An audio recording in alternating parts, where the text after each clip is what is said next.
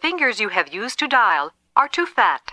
Rulers of Aden or Aden appears to be designed in RPG Maker, since it boasts the same in-game menu as another indie RPG, Set the Road Voyager, although I can actually make progress in this one. There's no graphic options, but look at it. It'll run on your ma or da's ancient laptop, time forget, as long as it's at least running Windows 8.1. Though I hope you're still not using that security risk of an OS. Create your anime avatar with plenty of options to twiddle and tweak. I didn't know there was front and rear hair. Adjust numbers to change colors like you're a programmer. Unfortunately, I couldn't figure out how to make brown or black hair, so I became a ginger random hobo. Now it's time to pick a class. I chose swordsman because I'm a man of action. My introduction to this fantasy world is a distant cry. I immediately sense Professor Birch vibes from Pokemon Ruby, Sapphire or Emerald. Gen Alpha,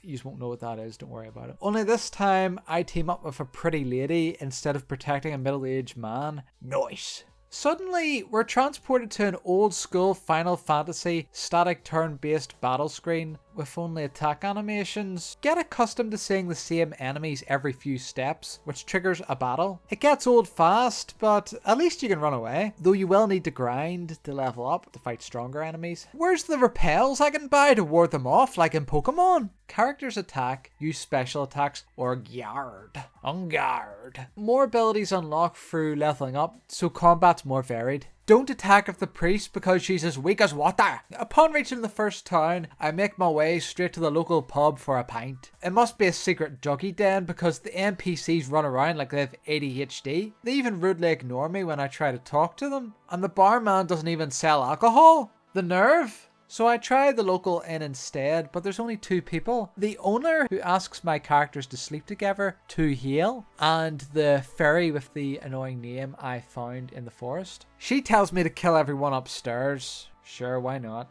Upstairs, the scenery changes from corridors to a battle screen of some rando's bedroom. Either the room's built for giants, or we've been shrunk to be abducted by Andy for his Toy Story doll collection. After I snuffed out the lives upstairs, I thought it'd be best to skip town, but not before fishing for giant enemy crabs, which were surprisingly weak. Along the path, I happen across a man bearing the slogan, "I bet you want a big bad knight on your team." Not really, but beggars can't be choosers. He allures me to his tent, claiming it's a teleporter. It's like that scene in Harry Potter when Potter enters Weasley's tent. Get your mind out of the gutter. Only you appear outside of more tents you can't enter. Not as exciting as I thought. Maybe they work later in the game. I also could not continue my journey until I backtracked to chat with the pixie in the inn first. She must have cast an invisible wall spell. Skipping over monster corpses I leave in my wake to the next town. I enter a house